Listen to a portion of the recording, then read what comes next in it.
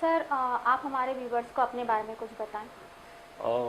मैं डॉक्टर संजीव श्रीवास्तव।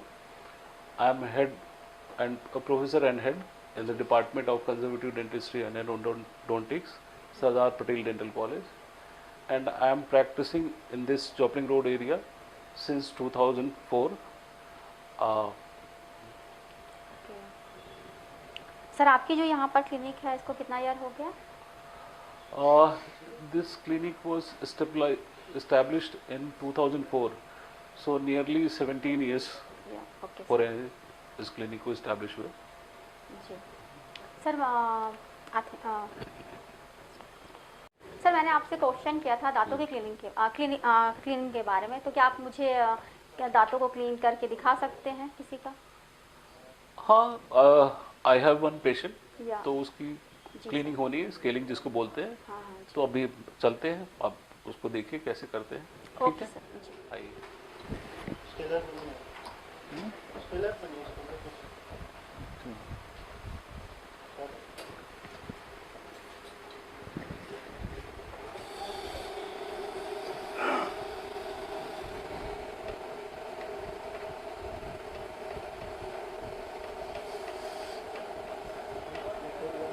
हाँ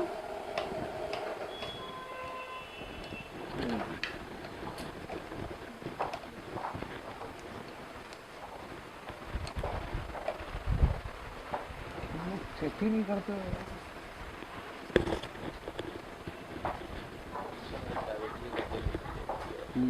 नहीं नहीं जरा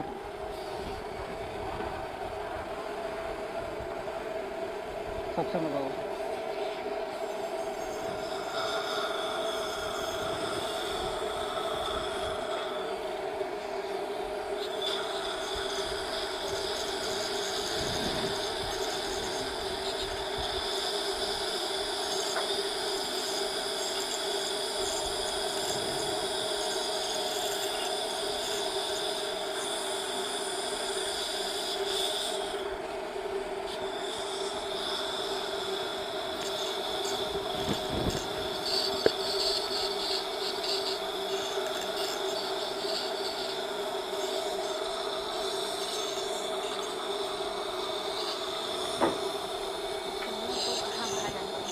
आज क्या करेंगे इनसे? कितना ना नहीं समझ में आ रहा अभी, क्या बताऊँ। 3000। हाँ कितने बात करें?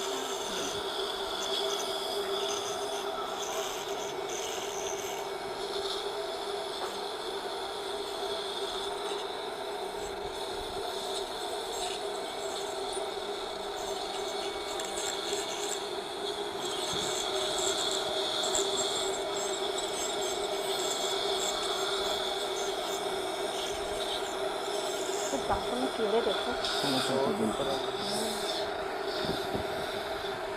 दांत में कीड़े देख।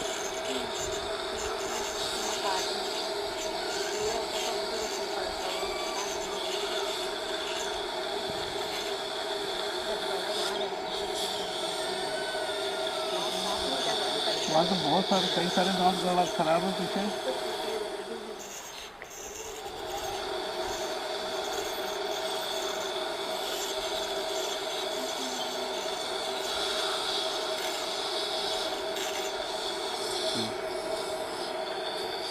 सर मैं आपसे ये पूछना चाहती हूँ कि हमें दांतों की क्लीनिंग क्या नीड है?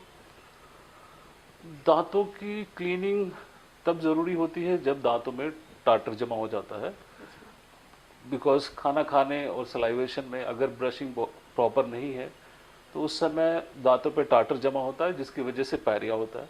उसकी वजह से मसूड़ों में सूजन, हड्डियां गलना, फिर अल्टीमेटली दांतों का हिलना शुरू हो जाता है। इसलिए उसका इलाज है कि हम दांतों की अगर स्केलिंग करते हैं तो उससे फिर पायरिया दूर होता है, फिर हमें मेंटेन उसको अपनी प्रॉपर ब्रशिंग से करना होता है। एंड जब हम इसे जब करवाते हैं दांतों को क्लीन, तो इससे कोई प्रॉब्लम ऐसा कुछ तो नहीं होता है? हाँ, कभी कभी आती है प्रॉब्लम, जब ज़्यादा टाटर जमा होता है तो जब क्लीनिंग करते हैं तो उस कुछ समय के लिए दांतों में थोड़ी सेंसिटिविटी आती है, बट आफ्टर सम टाइम थोड़ा सा डिसेंसिटाइजिंग टूथपेस्ट और माउथ वॉश करने से वो चली जाती है with in few days. Okay. And sir, actually ये भी कहा जाता है कि पायरिया में नीड होती है बहुत ज़्यादा कि तुरंत उसे क्लीन कराया जाए। हाँ, पायरिया होता ही टाटर की वजह से है, तो उसको अगर जी। टाटर रहेगा तो पायरिया कभी ठीक नहीं होगा।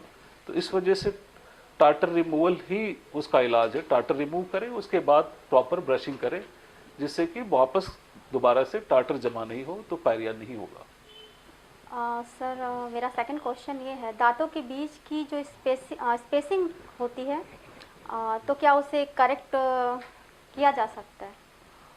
हाँ, बिल्कुल करेक्ट किया जा सकता है। दांतों की स्पेसिंग को दो तरह से करते हैं। एक होता है कि अगर इमीडिएटली हमको करेक्शन चाहिए तो वेनियर और लैमिनेट्स आते हैं दांतों पे सिरेमिक के, उसको लगा के फिर उसको स्पेसिंग को क्लोज किया जा सकता है, या क्राउन लगा के किया जा सकता है। और अगर एज थोड़ी कम है और टाइम है तो उसको ब्रेसेस से भी करेक्ट किया जा सकता है। ब्रेसेस लगा के वो 1 साल का ट्रीटमेंट होता है लगभग। Okay sir. सर, दांतों में कैविटी का क्या इलाज है?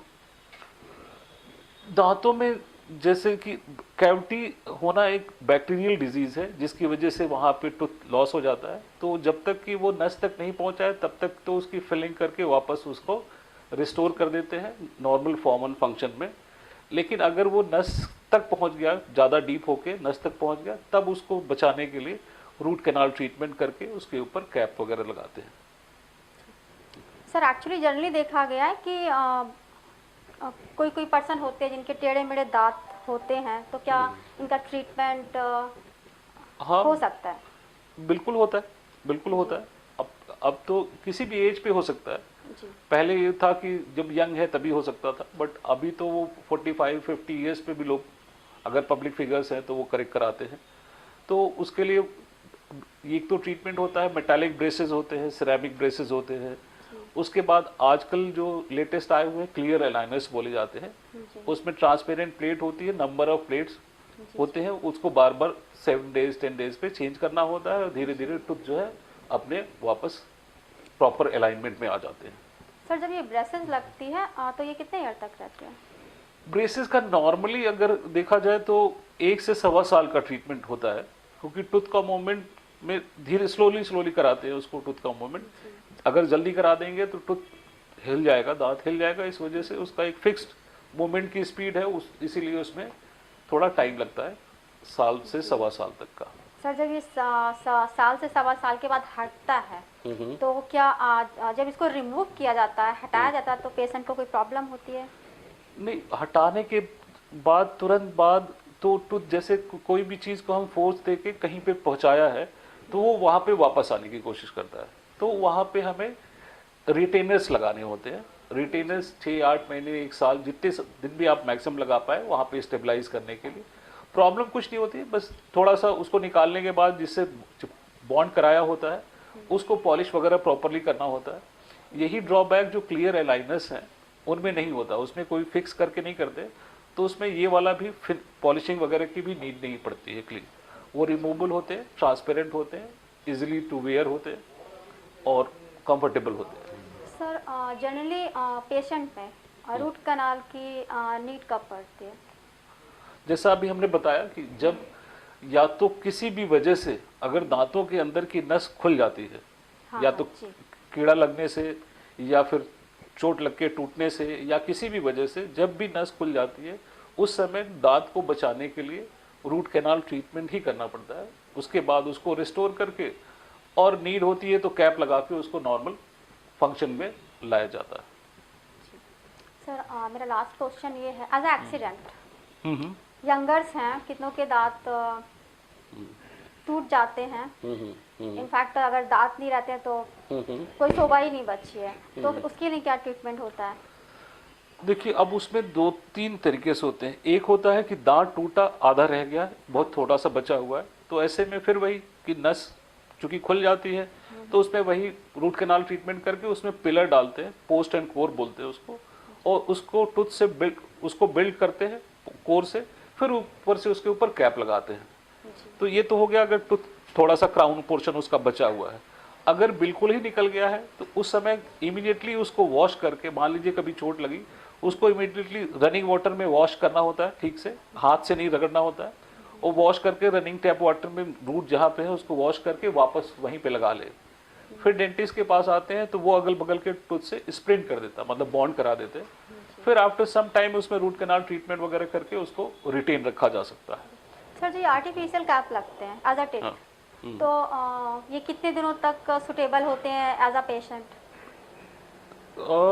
ऐसा कोई हार्ड एंड फास्ट रूल तो नहीं है, बट विद एज उसमें कैप में ऐसे कोई प्रॉब्लम नहीं आती। अगर उसमें स्पेस कम है तो कभी कभी सिरेमिक चिप ऑफ होने का डर होता है, अदरवाइज विद द एज थोड़ा गम, मसूड़ा और हड्डी थोड़ी थोड़ी अपने आप ही गलती है विद द एज। तो उसमें अगर मार्जिन पे थोड़ा सा गैप दिखने लगता है, तो अगर अनएस्थेटिक लगता है तो उस समय कैप को रिप्लेस करने की ज़रूरत पड़ती है। अगर वो नहीं है तो अगर कैप में कोई प्रॉब्लम नहीं है तो वो सालों चलती है, ऐसी नॉर्मली प्रॉब्लम नहीं आती है कभी। Well sir, thank you very much हमारे व्यूअर्स को ये जानकारी देने के लिए। Okay, so nice of you.